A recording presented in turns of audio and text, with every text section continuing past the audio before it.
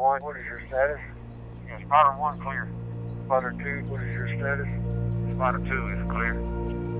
Roger, clear. We're all clear.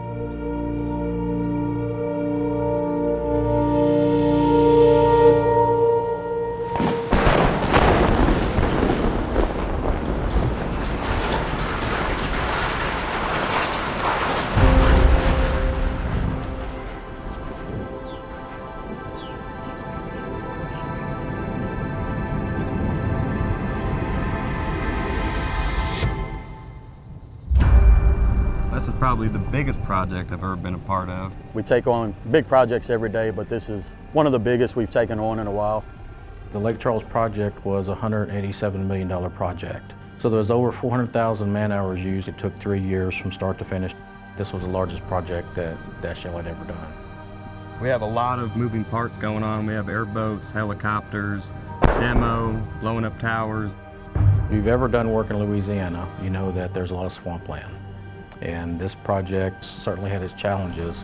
One side of the project here on the river, we call it Alcatraz. You know, you can't access the right-of-way. You can't drive regular boom trucks and bucket to it. So the only way you got to access it is swamp equipment or the helicopter. That was a challenge in itself because you think the simplest getting water over there for the guys to drink. Airboats is the only way. Getting fuel, airboats is the only way to get fuel across to the island. And you can't carry but 50 gallons at a time, and the machine needs 100. So you're steady having to tote stuff back and forth across the island just with the airboats. The weather's ever changing, so we have a lot of factors that play into that, lightning, etc.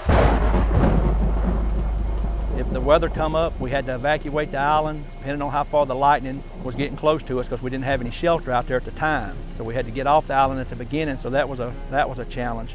There was a lot of up and down with those guys climbing the towers. One of the big factors out here right now is being summertime. The heat index is pretty crazy right now. Normally we're at 105 each day, and that's a normal day. With this heat management stress right now, sometimes you could work 40 on, 20 off. It could go all the way to 30. So if you don't overlap your guys, that could be half a day. There is something new that everybody needs to get used to out here. It's an adventure.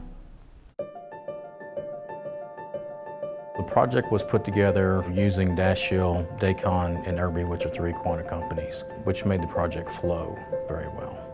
It's way easier to work as a team. Say we had a delay on the river crossing, well, we still had another project about 4 miles away from here that we had to tackle, so we went and built a 500 kV line, about 8 miles of it, a few miles away from here over by Rhodes Substation and Patton Substation. It was 2 of the most complex substation projects that we've ever had to perform. There's so many industrial complex there that there's pipelines everywhere. There was places where we actually had to even move the footprint of the line because there was too many pipelines in the area. Going into the Patton station, we had to build a 4,000-foot road to go into the station that was built in the swamp. Man, the day in, day out, everything's changing so rapidly. You know, one day we'll be out here and we're blowing up a tower. The next day we're on a crane, helicopter, moving all our equipment, doing all these picks to get these new towers up. They put the towers up, had a Erickson helicopter, and you did it in panels or you did it piece by piece. This was the first Pyramex structures that had been built in this format. We certainly went through some learning curves, figuring out how to rig these towers. The first few pieces that we set took a while, but once they figured out all the ins and outs of what they needed on the rigging, then the tower went together very well. Seeing these towers put together for the first time, that was an awesome feeling. I guess, you know, any project is going to have its challenges.